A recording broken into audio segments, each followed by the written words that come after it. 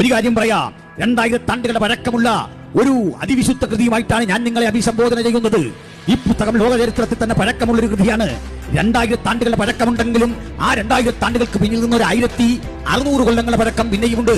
1600 കൊല്ലങ്ങൾ കൊണ്ട് 40ഓളം എഴുത്തുകാർ 3 ഭൂഖണ്ഡങ്ങളിൽ നിന്നുകൊണ്ട് 3 പരം ഭാഷകളിൽ വ്യത്യസ്തമായ നിലവാരത്തിൽ പരസ്പരം കണ്ടിട്ടില്ലാതെ എഴുതി യോജിപ്പിച്ച കാര്യങ്ങൾ ഇതാ ക്രോഡീകരിക്കപ്പെട്ടപ്പോൾ ആദ്യ ഗ്രന്ഥമായ ഉൽപ്പത്തി മുതൽ വെളിപ്പാട് വരെ നീണ്ടുകിടക്കുന്ന ഒരു ചങ്ങല കണ്ണി പോലെ കൃത്യമായി കിടക്കുന്ന ഒരു ആത്യന്തിക സത്യവും അതിന്റെ സത്തയുമാണ് ഈ പുസ്തകത്തിന് ഉള്ളടക്കമെങ്കിൽ ഞങ്ങളൊരു കാര്യം വിളിച്ചു പറയാം. 2000 ആണ്ടുകൊണ്ട് ഇതിലേതെങ്കിലും ഒരു കാര്യം പരിഷ്കരിക്കണമെന്ന് നിങ്ങൾക്ക് തോന്നിയില്ല.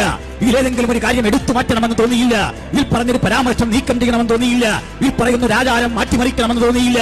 ഇതിൽ പറയുന്ന ഏതെങ്കിലും കാര്യങ്ങൾ മോശമായി എന്ന് ഞങ്ങൾക്ക് തോന്നിയില്ല.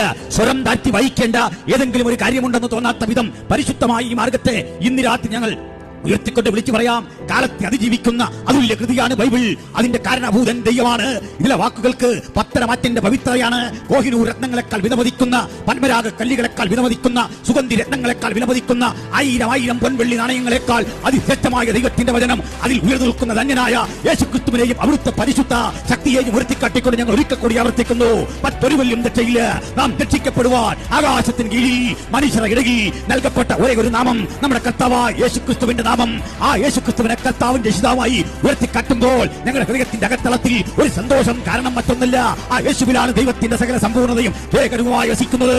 അവൻ അത്ഭുത മന്ത്രി, വീരനാം ദൈവം, നിത്യപിതാവ്, സമാധാനത്തിന്റെ പ്രഭു, ദൈവം നമ്മോടുകൂടെ എന്നർത്ഥമുള്ള ഇമ്മാനുവേൽ എന്ന് വിളിക്കേണ്ടവൻ, നമ്മോടുകൂടെ ഇരിക്കാൻ പിതാവിനാൽ അയക്കപ്പെട്ട ദൈവത്തിന്റെ കാര്യസ്ഥൻ, അവനാൽ അയക്കപ്പെട്ട പരിശുദ്ധാത്മാവിനെ ഭൂമിയിലേക്ക് നിയോഗിച്ചവൻ, കാലവിളംബമന്യേ തനിക്കായി കാത്തിരിക്കുന്നവരെ ചേർക്കാൻ മേഘവാഹനത്തിൽ പ്രത്യക്ഷനാകാൻ പോകുന്ന നമ്മുടെ കർത്താവായ യേശുക്രിസ്തുവിനെ കുറിച്ചുള്ള അതുല്യ സുവിശേഷം കേൾക്കാൻ, അനുസരിക്കാൻ, അനുഗമിക്കാൻ ഭാഗ്യം ലഭിച്ച ദൈവമക്കളെ ഓർത്തുകൊണ്ട് ഞാൻ ദൈവത്തെ സ്തുതിക്കുന്നു.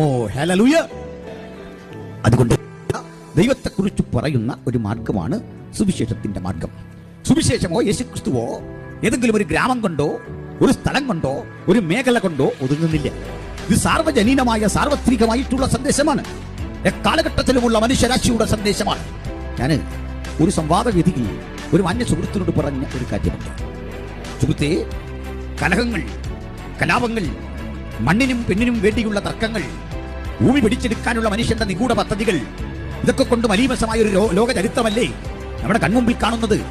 രാജാക്കന്മാർ നികുതി പിരിച്ചത്, രാജാക്കന്മാർ സുഖലോലുപരായി സഞ്ചരിച്ചത്, സാമ്രാജ്യങ്ങൾ വെട്ടിപ്പിടിച്ചത്, മനുഷ്യനെ പീഡിപ്പിച്ചത്, ഒരു രാജാവിനെ പിടിച്ചു തടവറയിലിട്ടത്, ഇത്യാദി കഥകൾ കൊണ്ട് കെട്ടിച്ചമച്ച ഒട്ടേറെ വീരസാഹസിക കൃത്യങ്ങളുടെ ആ വിശദീകരണങ്ങൾ കൊണ്ട് ലോകത്തിലെ മതങ്ങളും ചിന്തകളും ഒക്കെ അങ്ങനെ നിൽക്കുമ്പോൾ ഇതൊക്കെങ്കിലും തോന്നിയില്ലേ, മതത്തെ നവീകരിക്കണം, മതത്തിലുണ്ട് എവിടെയോ പരിമിതികൾ,